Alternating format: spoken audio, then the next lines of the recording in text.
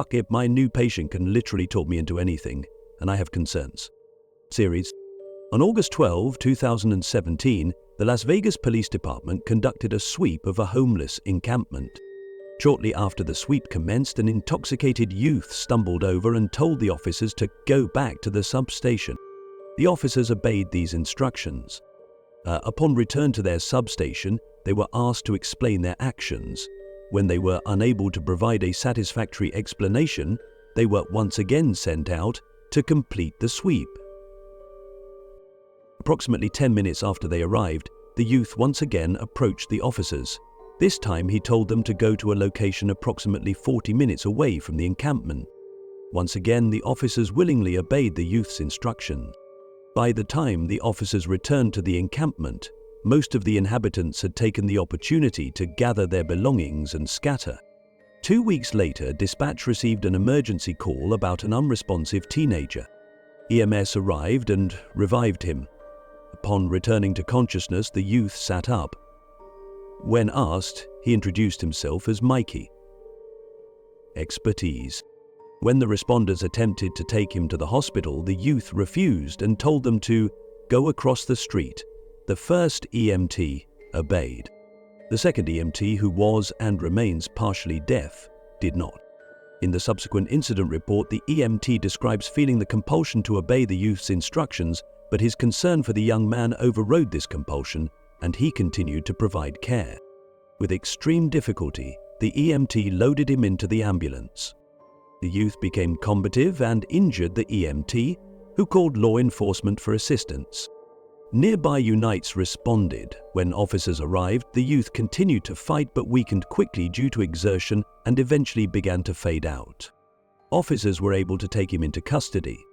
Shortly after his arrest, officers discovered the youth had an outstanding warrant for drug distribution, and he was transported to jail. Due to the youth's mother having a long history with the agency, personnel were monitoring his movements. As a result, the organization was quickly notified of his arrest. Personnel were immediately dispatched to post bail and bring the youth into agency custody. Upon arrival at AHH Nesku, the youth voluntarily submitted to a paternity test, the results of which indicated that the director of the Agency of Helping Hands is his father. Under these unusual circumstances, the youth was selectively debriefed and enrolled in training to develop employability as a field agent for AHH. It is fair to say that Michael's training has had mixed results. When Michael is motivated and sober, he is an asset. Unfortunately, recovery remains a significant obstacle for Michael, and his periods of sobriety have become less frequent over the years. At this time, he poses a liability while in the field, and is therefore assigned to AHH NASCU as peer support to other inmates who have demonstrated cooperative traits. It should be noted that Michael's mother is currently incarcerated in Ward 1. She is not cooperative. Michael has stated he is not close with his mother, an assertion that is supported by his behavior. Michael does not foster relationships with his half-siblings Raphael, Charles, and Gabriella, all of whom are employed in various capacities at the agency. Michael is close to T-Class agent Christoph W. While closeness between T-Class personnel is generally encouraged, this friendship unfortunately led Michael to make poor decisions that resulted in his reclassification from A-Class to T-Class. While a reversion remains possible, it is not likely to occur until Michael satisfactorily overcomes his current struggles. Michael W. is a 26-year-old male with black hair and brown eyes. He is 5'7", tall, and clinically underweight. His diagnoses include post-traumatic stress disorder, general anxiety disorder, attention deficit disorder, major depressive disorder, alcohol use disorder, and avoidant restrictive food intake disorder. Michael was diagnosed with conduct disorder as a minor, but does not currently exhibit traits associated with either conduct disorder or antisocial personality disorder. He is currently participating in a treatment program administered by Dr. Wingeride. For additional context on inmates mentioned in Michael's interview, please see the files for Inmate 20, Ward 1, The Narc, and Inmate 26, Ward 1, The Big Bad Wolf. It should be noted that Michael was heavily intoxicated during his interview, but insisted on scheduling it for today. He also insisted that the interviewer's assistant, T-class agent Christoph Debyuk, not attend. Interview subject: the siren. Classification string: cooperative/destructible/Gaian/constant/low/Damon and interviewer: Rochelle D. Interview date: 12/25/2024. When I was 4 years old, my mum realized that I could make anyone except her do whatever I wanted. That scared her to death, so she basically programmed me to not do it. I was so afraid of her, it never occurred to me to deprogram myself. When I was 8 years old, I walked in on my mother skinning a man alive. That scared me to death, but because she was immune to my instructions, that's what we used to call it, my instructions, I couldn't program her to stop doing it. Even before all that, we didn't get along. It wasn't my fault, it wasn't hers. We were too different. She was a good kid who grew into a good grown-up. I, on the other hand, was a bad kid. Everyone said so. Mom, my uncle, teachers. Everyone but my aunt, for as long as I can remember. Mikey, why are you such a bad kid? Didn't know. My mum says I was getting into fights before I could walk. Learning to walk just made me a better fighter. I fought with neighbors, classmates and cousins. I probably would have fought my mum too if I hadn't been terrified of her. But see, she wasn't a bad mum, she really wasn't. She was just a product, not of her environment, the opposite actually, but of her own fear and trauma. Her trauma made her excel at everything. She was beyond reproach in every way, in everything she did. She was 10 times better than everyone else at everything. She had to be to get a tenth of what everyone else got. She wanted me to be like her. The problem was I'm her opposite, her nightmare come true, her personal front row seat to the consequences of non-conformity. It started early, really early, like in kindergarten. I was a bad kid, so were half the students in that class. No one ever cared when those kids were assholes though. Grown-ups only cared when I was an asshole. Here's an example for you. One morning before recess, this kid stole my Batman coat. I pushed him. I got in trouble for attacking him. He didn't get in trouble for stealing my coat. So the next day I stole his coat. He pushed me. He didn't get trouble, but I got sent to the principal for stealing and starting fights. That's how it went every single time. There were times I didn't even do anything and still got in trouble. All it took was an accusation and I was screwed. I don't know what you call the opposite of the benefit of the doubt, but that's all I ever got. So I got in a lot of trouble in a very short amount of time. Detentions were just the start. Yeah, detentions in kindergarten. I know. Right. Anyway, suspensions followed that, then expulsions. I got expelled for the first time in first grade. First day, in the first grade. Now that song's going to be stuck in my head for a week. God. Damn it. No! I'm not saying I didn't deserve the discipline. I already told you I was a bad kid. I probably did deserve it. But my point is this. If I deserved it, 10 other kids in that class deserved it too. That I was the only one who got punished. I noticed too, and when I asked the kindergartner's version of, "Hey, what the hell guys?" everyone just told me I was expected to do better because I knew better. One time Mum said, "I don't know why you're a bad kid, Mikey, but I know you know better. I need you to start acting like it right now." It's like she and everyone else assumed the worst of me while expecting the best of me. Nothing I did was right. Nothing I tried was good enough. It would never be good enough because everyone around me had already decided that I was a bad kid. When nothing you do is good enough, you either break down or give up. At the ripe old age of 8, I gave up and decided to be what everyone had already decided I was. And that, in short, is the story of my life.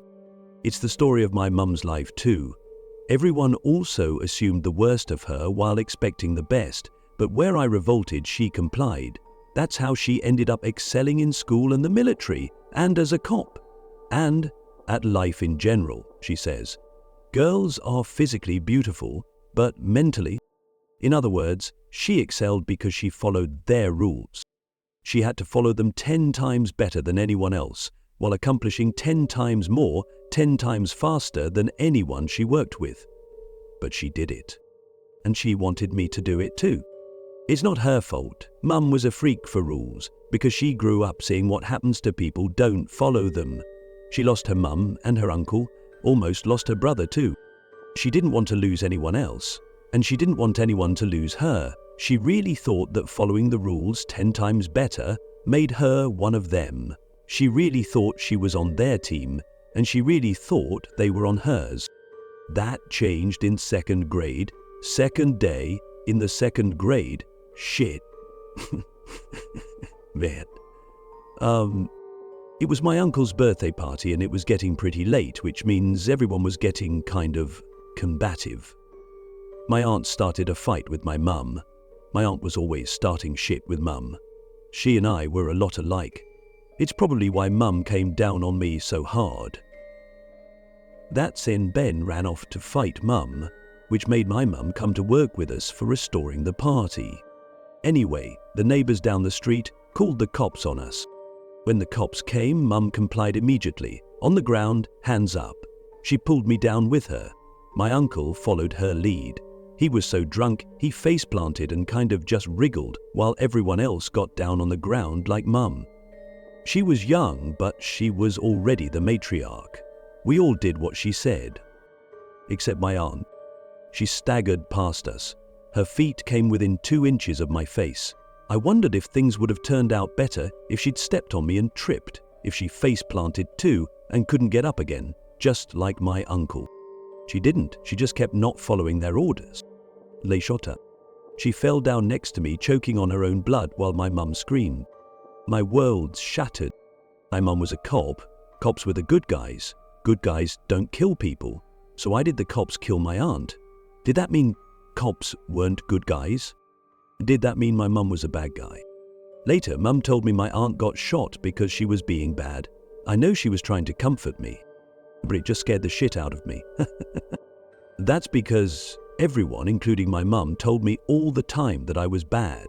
And between the stress, the grief, the terror, and weird little kid logic, I interpreted her words to mean that good guys are supposed to shoot the bad guys. So of course that meant the good guys were supposed to shoot me. I had nightmares for weeks, the kind where you wake up sweaty on the verge of wetting yourself. I had nightmares about my aunt drowning in her own blood, and nightmares about my mum putting on her police uniform and chasing me through the house until she caught me. Then she'd tell me I was bad and shoot me. That's what she always said in the nightmare. I have to shoot you, Mikey, because I'm a good guy and you're bad. It was unfair considering she quit the department after what happened to my aunt, never even went back to work, and that's how I met her. But I didn't make that connection. The only connection I made was my aunt got shot because she was bad. People get shot when they're bad. I was bad, which meant I was going to get shot. The nightmares only ended when my aunt came back to life. But I'll get to that in a minute. Everyone in the family changed after that, but no one changed as much as my mum. She quit her job. She burned her uniform in the fire pit out back. She made the department track her down in person to take back her badge and service weapon. She stopped inviting her friends over because all her friends were cops. She stopped telling me that I knew better. She stopped telling me I had to follow the rules. She stopped telling me I was bad. And my financial situation. She stopped doing a lot of things and she started doing others, like skinning people alive. So I knew what blood smelled like. I got into enough fight to have tasted and smelt both my own blood and other people's blood to recognize it instantly. I hate the smell. It reminds me of how scared I used to get when I bled. It reminds me of the shame that came when I made someone else bleed, and it reminds me of the satisfaction I got whenever I made someone else bleed. Anyway, the point is I started smelling blood in the house. A lot of physiology coming from exercise. I'm not completely sure why. I think I kind of hoped my mum was fighting someone, just like I did at school. That she was being bad, too, making someone else bleed. I thought if I could catch her at it, catch her fighting, catch her inflicting pain, catch her being bad, just like me, then I wouldn't be so scared of her anymore. Except I was never going to catch her, because the blood smell always came from the basement. The basement was always locked. Mum kept it locked way before I started smelling blood. The basement was dangerous, moldy, soggy, full of sharp, rusty shit, and probably haunted because the house had once been a mortuary. That's what she told me. The basement used to be full of dead people 7 days a week. Some of them are probably still here. Enter at your own risk. I wasn't scared of fights, but I was scared of monsters, and I was definitely scared of ghosts. I was so scared, I had a full-on meltdown when my uncle took me down there as a prank. The way the light filtered through the dirty windows, the way the old stains swallowed light and the old implements reflected it to be brighter than bright, was too much. It made me think of ghosts, dead bodies, and zombies dragging me down the dreams. Gave me nightmares for months. That's why I stayed out of the basement, even though that's where the smell was coming from. But one night, maybe 2 months after my aunt died, I had a nightmare that sent me stumbling downstairs from my mother. She wasn't in her room or the bathroom or any of the other rooms. That meant she either wasn't home or was in the basement. I went down to the basement. The stairwell reeked of blood. It got stronger and stronger the farther down I went, until it was practically choking me. I heard her voice behind the basement door. I heard my aunt's voice too. I tried the door. For once it was unlocked. I walked in on my mum peeling the bloody skin off a man's back and shaking it out like a bedsheet. My aunt was next to her. She was alive, but wrong. She was patchwork. Her skin was blotchy and all different colors and textures. There were big scars along some patches, mild scars on most, and stitches on a few. She's here, you know. My aunt. She's in Ward 2. Anyway, I told myself it was just another nightmare and went back upstairs. But I didn't sleep. Everyone knows kids are scared of monsters. No one really admits that the only thing kids fear more than monsters are their parents. The love overrides the fear, usually.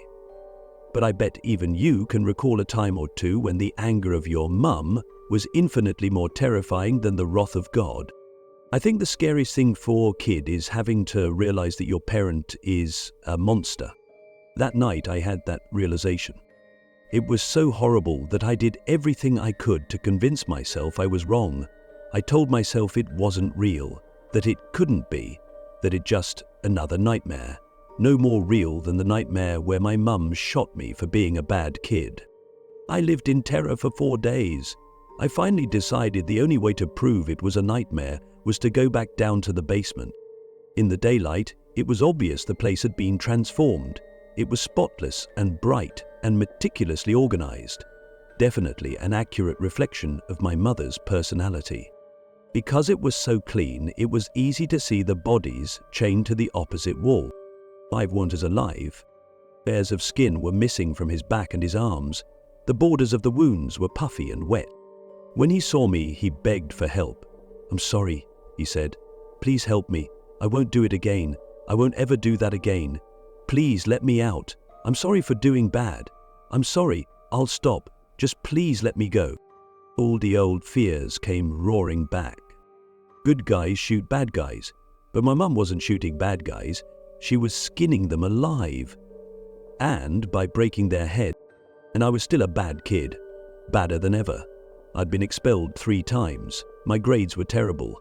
I started shit to keep people from starting shit with me, which meant I fought all the time. It occurred to me that I was probably the worst kid my mum knew. That broke the dam and I started crying. I was crying so hard I couldn't move. I couldn't speak. Couldn't even hear the guy screaming. That's how my mum found me. 5. I was sure she was going to take me over to that wall and cut my skin off. Instead, she took me out to the kitchen and made me cocoa. She told me she was sorry that I'd seen the man. I asked if she pulled his skin off. She said yes, she had, but she only did it because he was bad. That made me cry again. When she finally figured out that I was crying because I was scared she was going to skin me for being a bad kid, she started crying too. She promised she would never hurt me, but I didn't believe her. Every time I made someone bleed, they told me I was a bad kid. My mum was making people bleed. She was killing people. just like the cops killed my aunt. She was a bad guy. Good guys are supposed to fight the bad guys. I wanted to be a good guy. So I called the police. That was the third worst day of my life. When I got my mum arrested. Mum went to jail and I went to a foster home. I have never felt so powerless in my life. At some point in that foster home, I remembered that I can give people instructions. Since my mum wasn't there anymore, she couldn't stop me from doing it. There's a big restriction here. My instructions only work if there's a place involved. For example, I have to say things like, stay here, or go there, or wait right there, or run over there, or walk down to Electric Avenue, or whatever the fuck. You get it, right? It sounds limiting, but it's really not. I once made my foster brother hide in the closet for almost 2 entire days. My foster parents called the police and everything.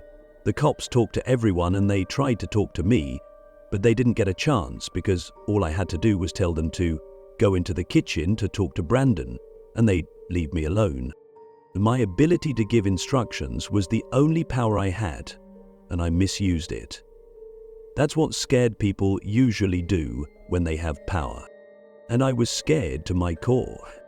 Between the instructions and the fighting, I was kind of a monster. I got booted from home to home. I started running away. Once I hit 12 or so, I started staying away. It's kind of a long story, but I eventually fell in with a drug dealer named Shay. He appreciated my ability to make people follow instructions. Unlike my mother, he wanted me to use it. I was 13 and I thought Shay was awesome. He treated me like I was awesome too. So did his people. They all went out of their way to treat me like I was valuable. None of them wanted me to change. No one wanted me to behave differently. No one wanted me to tamp down the one thing that made me special. No one had ever done that for me before. To everyone else, I was still the bad kid, the problem child, the fuck-up who couldn't do anything right except hurt other people. But Shay and his guys made me feel like I was enough. They made me feel like I belonged. That's why I worked for him, ran lookouts mostly. That's actually why they started calling me the Siren, because I was an early warning system. If bystanders started clumping around, or if someone got too close or looked a little too hard, I sent them away. If the cops started sniffing, I tapped them on the shoulder and told them to go somewhere else. It worked every time. In return, they paid me, bought me fast food and gas station snacks, and drove me to the prison to visit my mum every couple of weeks. They were cool with what I could do for a long time, but they stopped being cool with it, and with me, once I got a peek behind the curtain, and I saw that everything was beyond fucked up. You know what that's like. I know you do. I've seen your file. I didn't want anything to do with any of them after that. I wanted to leave. But that's not how it works. Especially not when you know everything. Especially not when they know you can compel anyone to do just about anything. And just like that, this thing that helped me fit in, that made me important, that gave me power, made me a target. How becoming your weakness is such a fucking trip. Anyway, it got really bad really fast in ways I don't want to explain to you, so I had to run. I had to leave the East Coast. I didn't even get to say goodbye to my mum. 6 months later, I was sleeping on the street in Las Vegas. A month after that, I got into a fight and got arrested. An old warrant for drug possession with intent to distribute popped up, and it was a mess. Because I was still a minor, they contacted my uncle. When he called, I was happy. I thought he cared. I thought he was going to figure out how to get me home. Instead, he told me my mum was dead. She fell in her cell and bashed her head open. And he told me it was all my fault. He said if I hadn't called the cops, she wouldn't have gone to jail and she wouldn't be dead. That was the second worst day of my life, learning that I had killed my own mother. I won't bore you with jail, I'll skip right to the interesting part, which is Christoph posting my bail and telling me to come with him. After a short tent hug, I didn't want to. It was that energy he gives off, the kind that makes you feel like you're trapped in a basement with a hungry monster. And I've always been scared of monsters. In my defense, Christoph would in fact be an uncontrollable monster anywhere but here.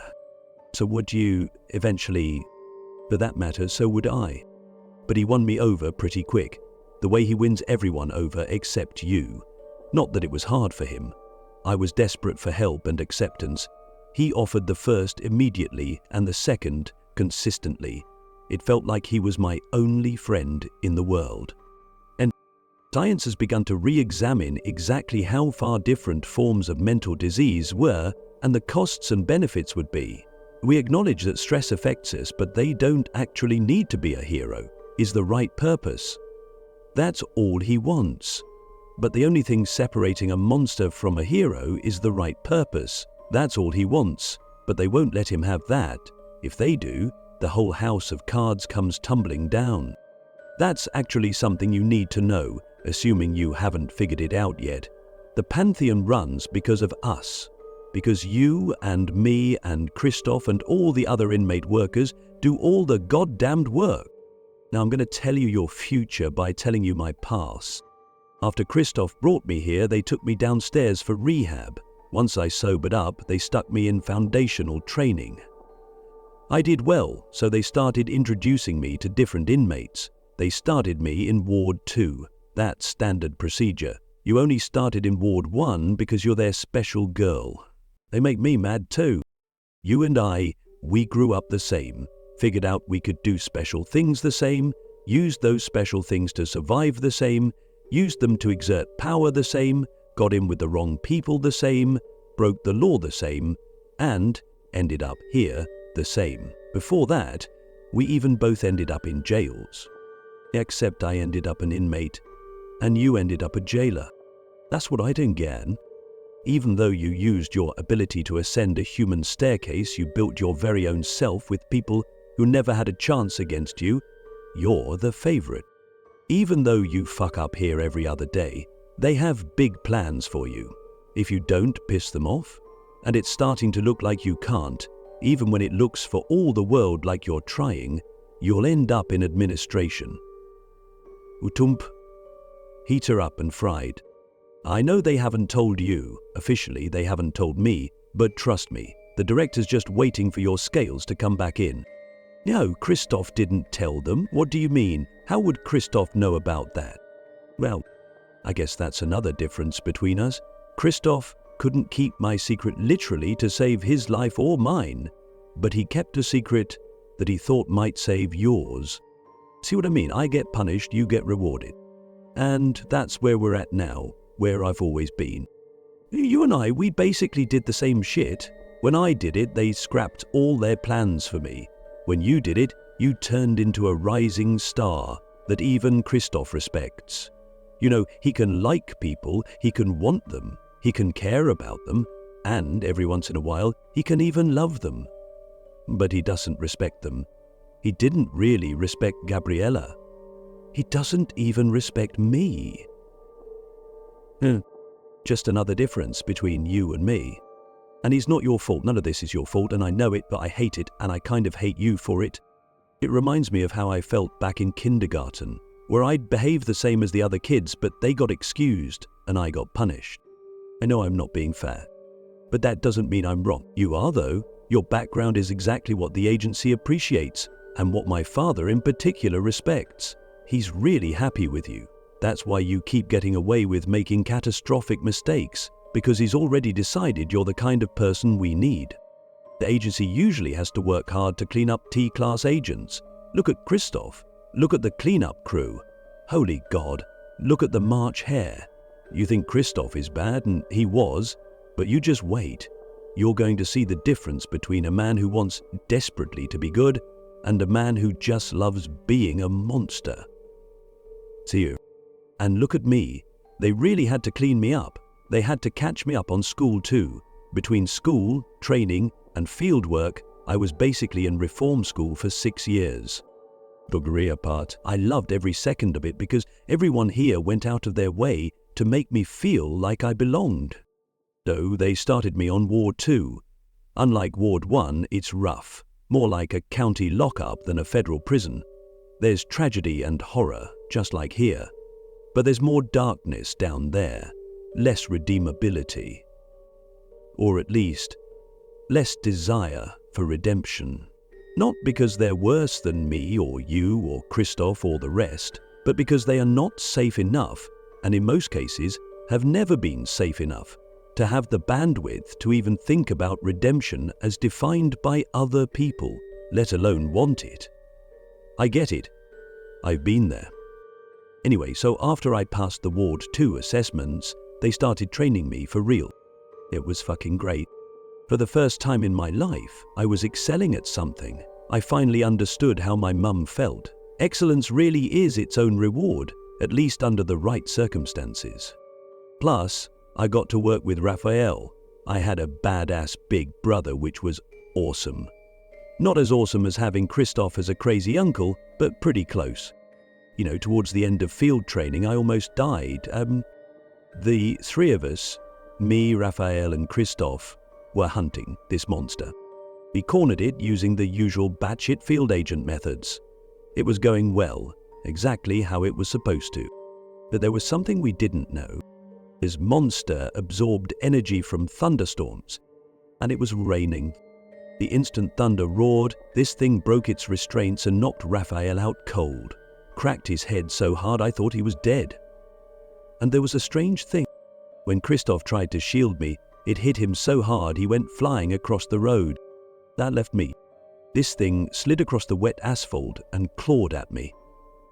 Those claws sank into my stomach like a knife through butter and pulled my guts out. Look, here are the scars.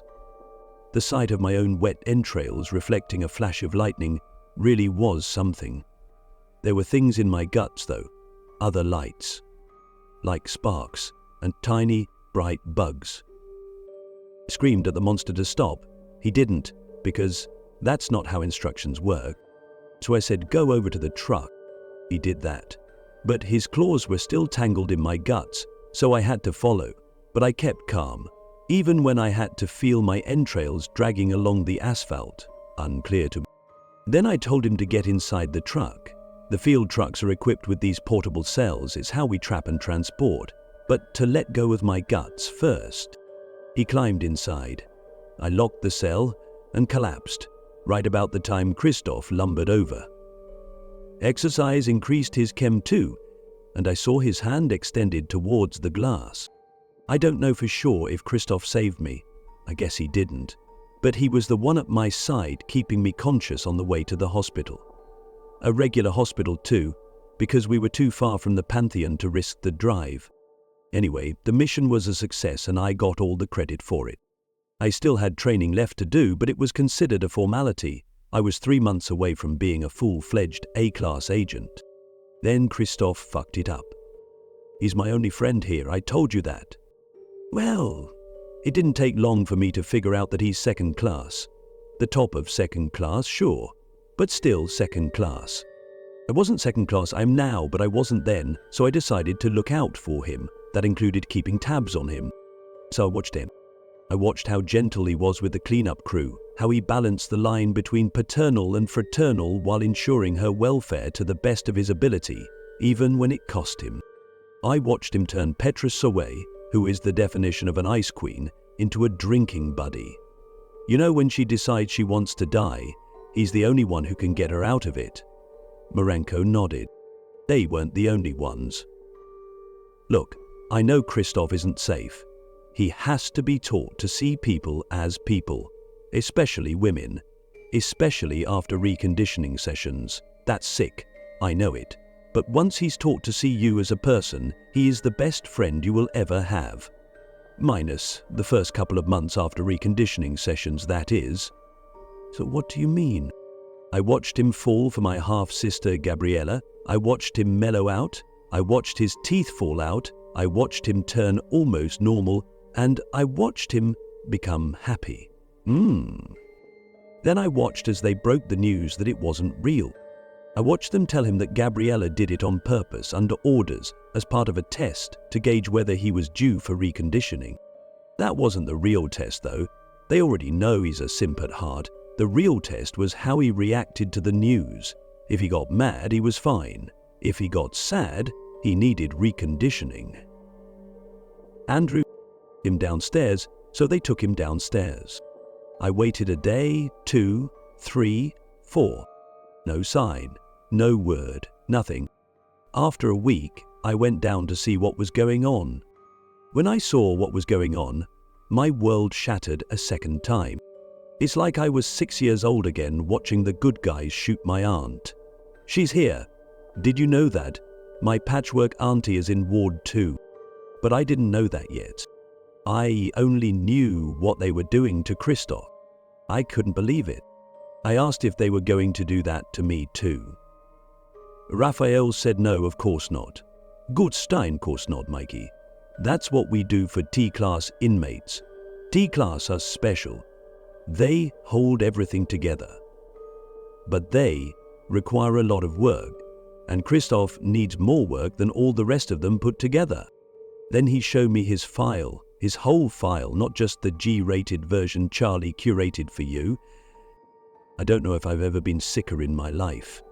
You now know that's saying a lot, right? When Christoph finally finished and came back upstairs, his teeth were back and longer than ever. He was funny as hell, but scarier than the ghosts in the basement could ever hope to be. Scarier than anything. Scarier than watching my mum skin a man alive. It was bad. They had to teach him how to treat all the women, even the cleanup crew, like people again. I had to help. He's a good student, don't get me wrong. But knowing they'd turned this guy from an adoptive dad and a happy simp to an absolute monster was terrifying. And knowing it wasn't the first time was even worse. So I gave him instructions. I told him to go all the way across the country and stay there no matter what. My instructions are pretty powerful, but they're not nearly powerful enough to compel someone to cross the continent. He got about 100 miles away before reality kicked in and he came back. Christoph told them all about it. How could he not? He's the company man. This agency is all he knows.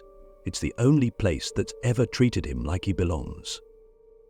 It's not just the patients, announced Johnny.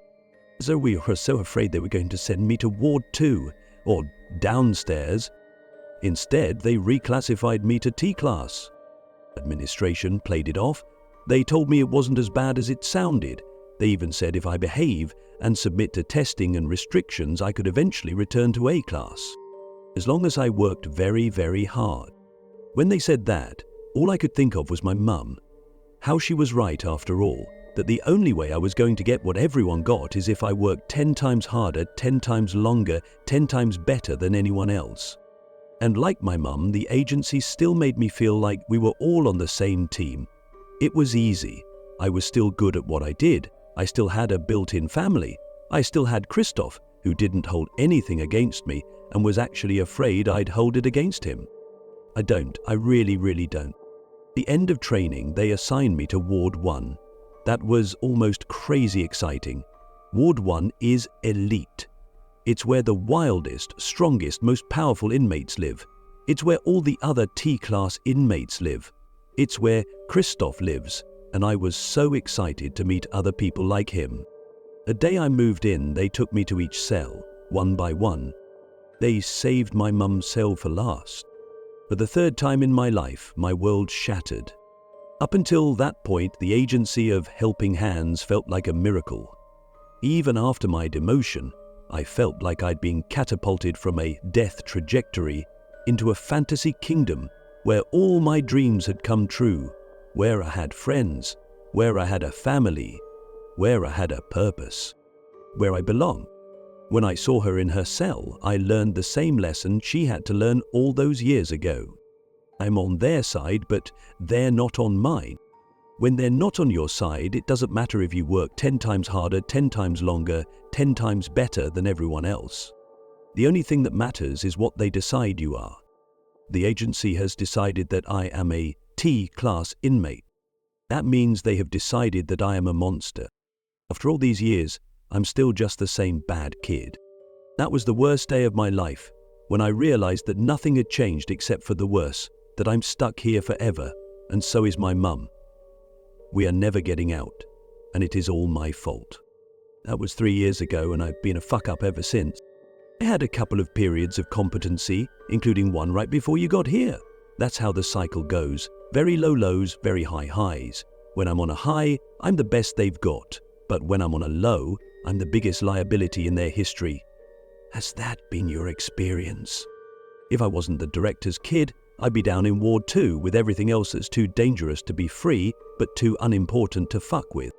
That's where we go when they're done with us, if we're lucky, Ward 2.